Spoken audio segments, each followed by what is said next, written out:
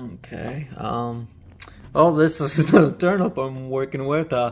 Smaller than what I wanted, and I thought I was gonna get more, but it turns out that is what I got. So apparently that is what I'm working with. Uh, I cannot put a candle in this. So I'm gonna carve it and then supposed to set the candle outside. So it's supposed to be like carving pumpkins or what people call jack-o'-lanterns, but it's a turnip. And in ancient Ireland as well as throughout Europe, those who celebrated the Celtic holiday, which has other names to it other than Samhain. There's other names. Um, they would use turnips, some would use other types of vegetables, and it is believed that carving in the face of the vegetable that you pick would use to keep the mischievous fae away, or the mischievous spirits, or the bad energies away. It it was used as a good omen to get rid of the bad omens. And ever since, it's been a big part of Halloween and a big part of Samhain as we know it. And then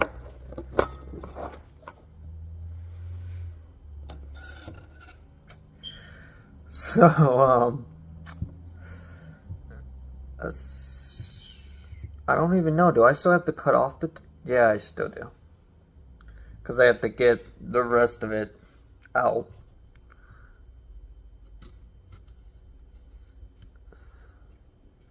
Just like that. Gonna try to make a rotation on the turnip. Almost like a lid, like you would see on a pumpkin.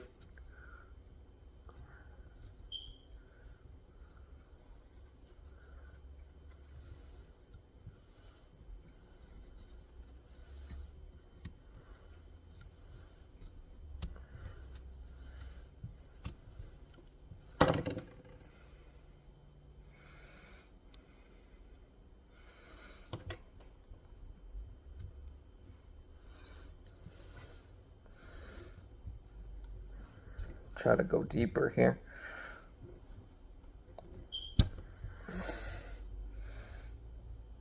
Take that top off.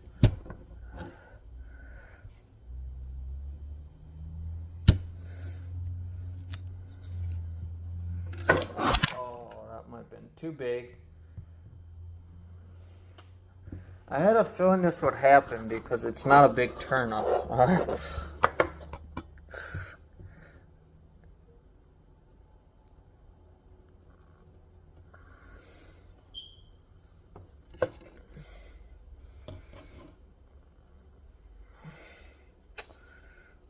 Yeah, that's not gonna work. Turnip isn't big enough to do this with. Well, there goes that. Well, usually you carve turnips. I feel bad this didn't work. So now I had an epiphany, and basically what this is, here's the face. I know it's not as awesome looking as it should. Basically what I'm gonna try to do is carve this out, and then from there, that's where the candle will go. And then, so this is what I came up with for this small turnip. What I'm gonna do is I'm gonna light the candle.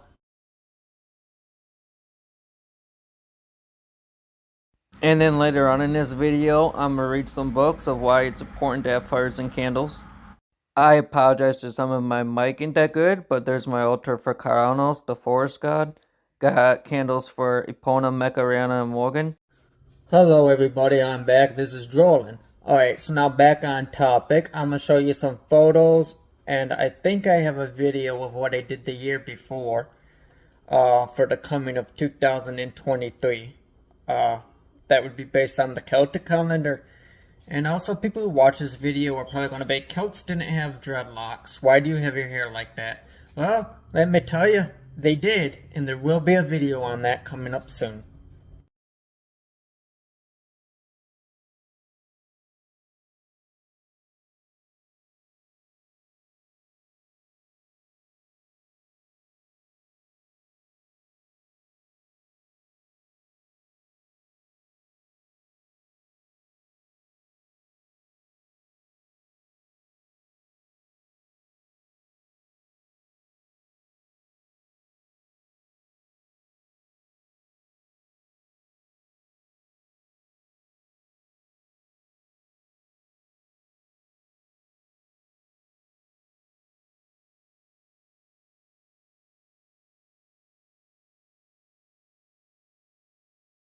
Alrighty, so as you can see, the year before I wore green instead of white, and I can explain that.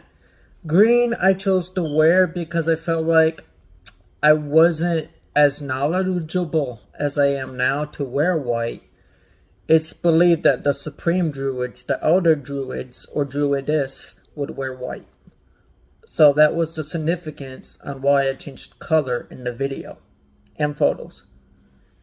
And where does that come from? Well, it is believed that it most likely possibly came from the Brahmins. And the Brahmins were a group of people from India who would teach forms of Hinduism. And that is going all the way back towards the Indo-European migrations. And then with that said, that's going to bring us into the history of Samhain, Scholary, and the other named holidays that follow pursuit of it. Now the thing is with Samhain, you can't really explain the history of Samhain without explaining what its original roots or most likely are. And that is, its original roots has most likely came from India too, for people who don't know. And that holiday was called Diwali. And now you wonder, what are the traditionals of the Hinduism holiday Diwali? Well, the traditional thing about Diwali is candles. There was candles lit. There was fires. It would be around the same time as what is Samhain too. It'd be either in the end of October and towards the first week of November. And now you're probably wondering, how does Diwali have to do with Samhain if there isn't a Celtic counterpart to this issue? Now you're probably wondering why I switched shirts. Well, the thing is, the reason why I'm wearing a different shirt is because of new information that I discovered. That there is actually a Celtic version of Vishnu. We're going to start off with Irish mythology, and we're going to talk about Dion Cat and how he's a god of healing as well as surgery, which is something that Vishnu is as well in Hinduism. Both are associated with Brahma, or maybe Balor, if you want to use the Irish term for Brahma, Balor, both associated with Lu or Surya. So there's the association right there that they would be the same deity, as well as in Gaul and as for ancient Gaul, that deity would be Antipomos, and as for Greek and Roman mythology, that deity will be. So who is Danu? Well, a lot of scholars and historians believe that Danu was given to a figure or a deity that was named after the Danube River. And also, in Hinduism, she is the daughter of a god called, well, I have to look up how to pronounce his name. But anyway, he would be the Hindu version of what we know as the Dadka. In Irish mythology, Scottish mythology, and Manx mythology. And in Gaul, he would have been named Sakalas and Tyrannis. His name was Kashipa, and Kashipa looks a lot like the Irish Dadka, or the Gaelic Dadka, and the Gaulish Sakalas. So basically, he has a vase at the bottom of his feet, which would be like the cauldron. And also in the stories, it says he made a lamb mask by getting into a fight, or a war, or battle, with some type of creature that resembled a turtle, which you can find in Irish mythology known as the Mata, or Mata. So the difference is here, considering that as far as we know, there isn't an Indian or Hinduism version of Vishnu. It is believed that Samhain and the Celtic variation of it has to do with all of the gods that they worshipped. It would be the time of year when the veil between the worlds would open. This world, the spirit world, the world into the other world.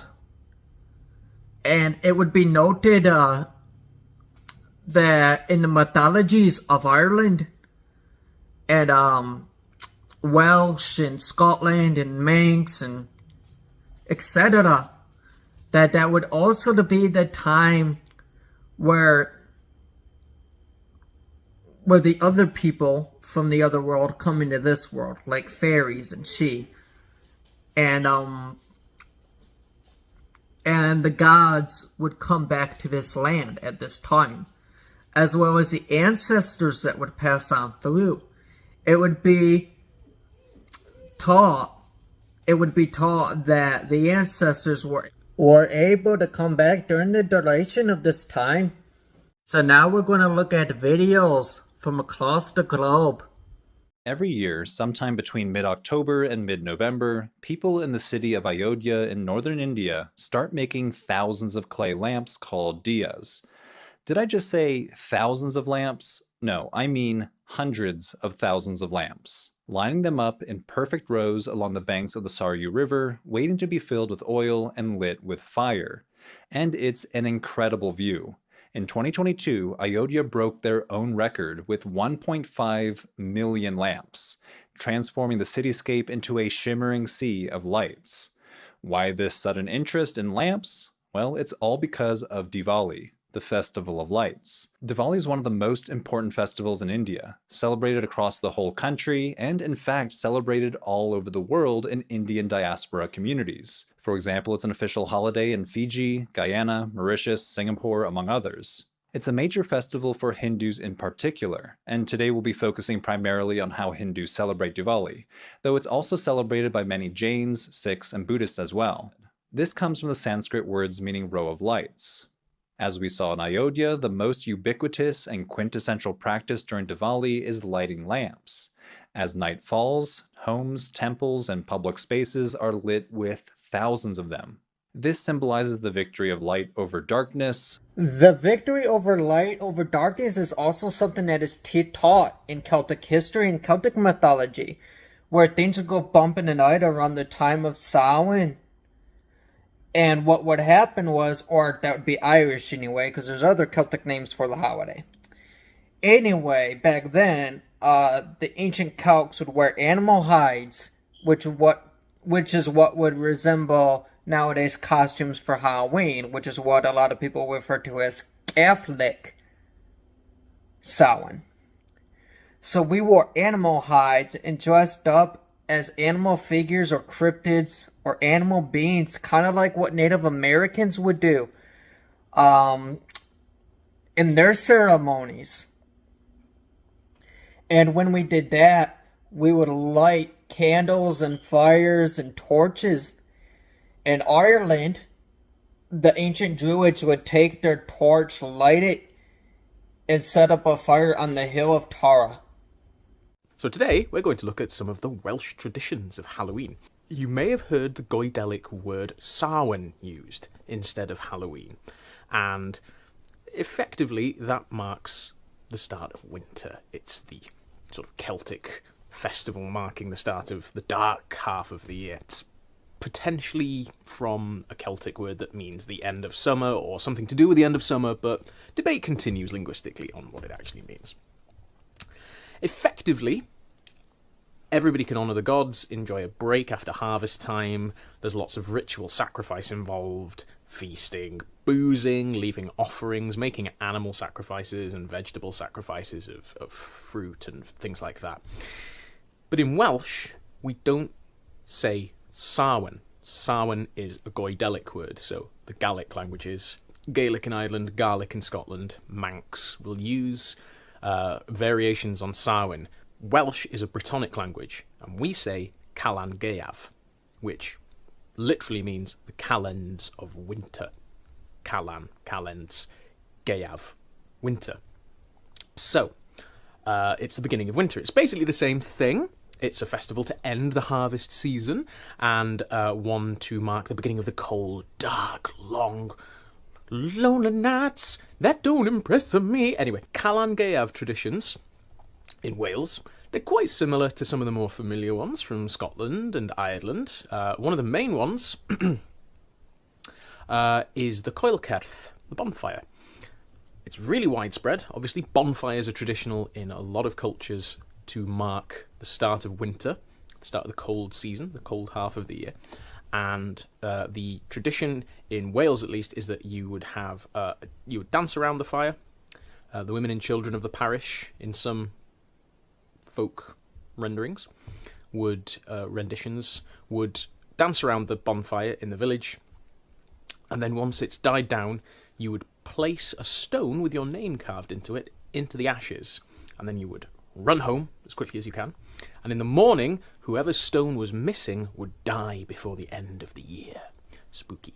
The Hwch Gota is related to this, the short black pig, basically, or sow. Hwch is a sow, and she will chase you home once the bonfire has died down. So the bonfire dies down, this black tailless pig chases everybody back to their house, this spiritual black pig. She will snatch you away to her realm? Pigsty? Wherever she lives. So it's super spooky. I've got no idea where that one comes from, but, you know, we do it. And a strange, vengeful, spiritual black pig is terrifying, so get home quickly. And I find that interesting too, because there's other Welsh stories where they talk about a hog. And hogs in Gaul were very much associated with the forest god Caranos. So even though the Welsh mythology stories don't necessarily talk about Caranos, the Welsh do come from the ancient Britons, and the ancient Britons did celebrate Caranos. And there is archaeological evidence that does support it. There's also evidence of him being worshipped in Scotland, as well as what is ancient Gaul, which would be France and Belgium, Germany, along the Rhine River. So those are things that I've always put together. And also, there's an organization in England. What's it called? Let me look that up. I'm trying to remember the exact name. So it is called Bards, Orvites, and Druids, which is a group that is found in England, which is based on the historical value of what the ancient Celts lived like. And they heavily speak about Caranos, the forest god of Gaul, at one point being worshipped by the Britons. So it's most likely the Welsh did too, and evidence of him can also be found in Scotland. So that's a big part of why I have a Caranos altar, and why I gave him stuff for the holiday in honor of him. So Celtic-wise, it would be towards all of the main gods of the Celtic pantheon that would be celebrated during this, not this time, but the next year, or us going into the next year. The Celtic holiday of Samhain, or Nosgarangaith, is or the Day of the Dead, even in Spain and South and Central America, all have to do with the end of the year originally, and that's from pagan times. So kind of like how everybody else on the Christian calendar celebrates the New Year January 1st, the ancient Celts would celebrate it around this time of year, which would be the end of October towards the beginning of November. The video you are watching now is from Galicia, Spain. It's a Celtic holiday called, I don't know how they pronounce it, but with what I would pronounce it as, is Samhain, but not exactly spelled that way. And basically in that holiday, it was celebrated by the ancient Celts of Spain, of ancient Hispania during the Celtic and Roman times.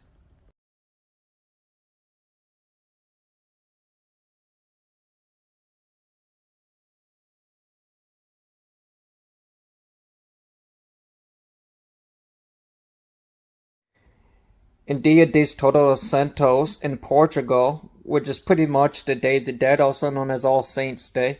So it would be a Christianized version of the same Celtic holiday based on their ancestors who were Celtic. And the celebrations, they differ, but it would be the end of November 1st would mark the new year, and they too would have fires, and they would honor the past ones that have died in their families as well. Even though it is believed in ancient Celtic times in Portugal and the Iberian Peninsula of Spain that it would also be to honor the gods when all the realms are open. But with Christianity happening, they just see it as a way to honor their dead and loved ones that have passed on.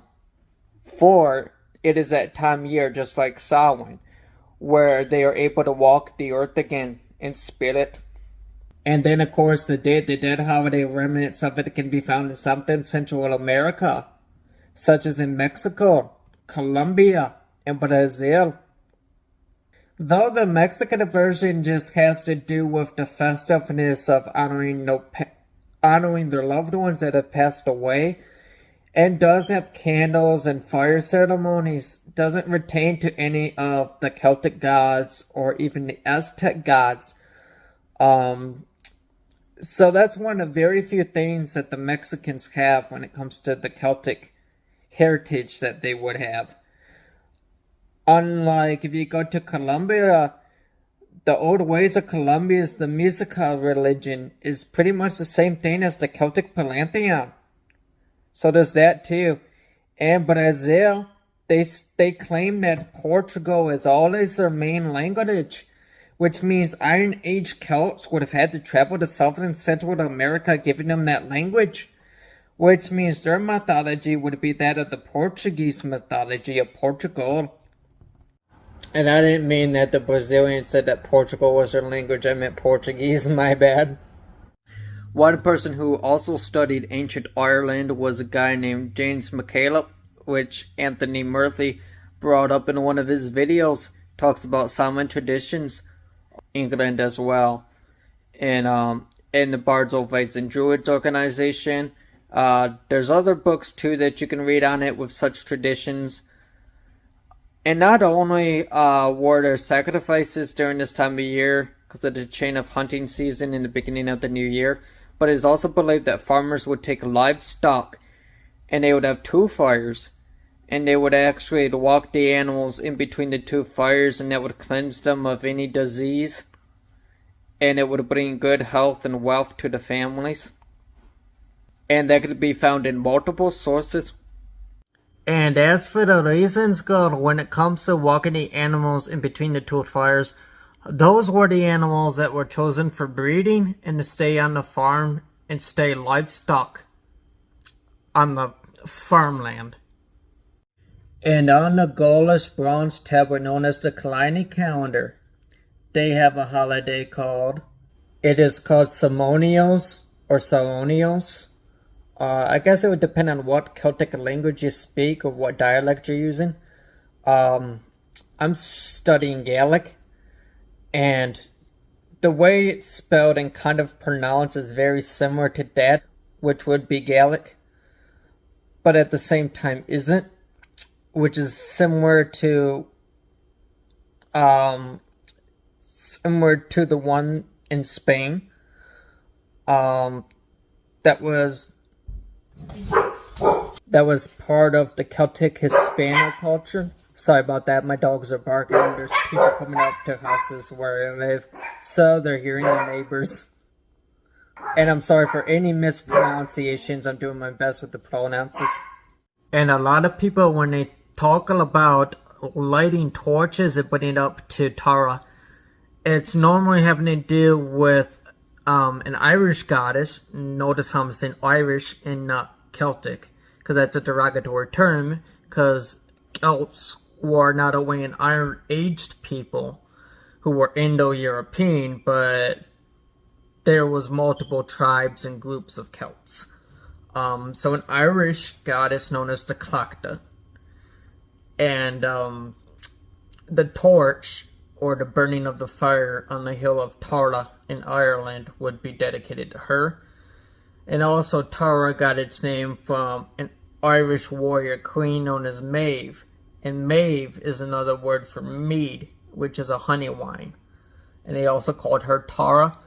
Not sure, though, if that's just Irish or if that's Indo-European as well. It's hard to really tell, because I do know in Hinduism there is a goddess named Tara. So I don't know if that's a reference there or not. I feel like in the field that could be heavily debated. Heavily debated. But the chances with that information being exact that is that same figure is slim to none at the moment. Until more information is brought up. But yeah. So what else happens during Samhain or the Celtic New Year besides bonfires?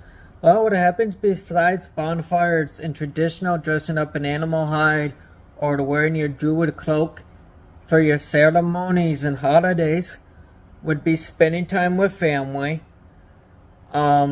If you have any pets, you could walk your pets in between fires like they did back in ancient Ireland. As for killing livestock, I feel like if you're a farmer, why not? You know, they did it, and that's what it was for. You also leave some gifts for the deities that you worship and practice in order to have good fortune. And also feast. Feast is a big thing among Samhain. As well as other Celtic holidays, feasts are always important. So there's feasting, there's fires, there's get-togethers, and there's also you leaving a memorial for your loved ones that has passed on and always making them feel welcome in your home. Well, that concludes my history of Samhain so far and or the Celtic New Year. There will be more videos coming up, hopefully shortly. Got a large variety of topics, such as Epona's Day, other Celtic holidays, Celtic-styled hair, and other things and material. And also, don't forget, hang out with your family, friends, have fires, have feasts, and drink mead. And don't forget to leave something on the altars for the gods. And hope you have a blessed Samhain.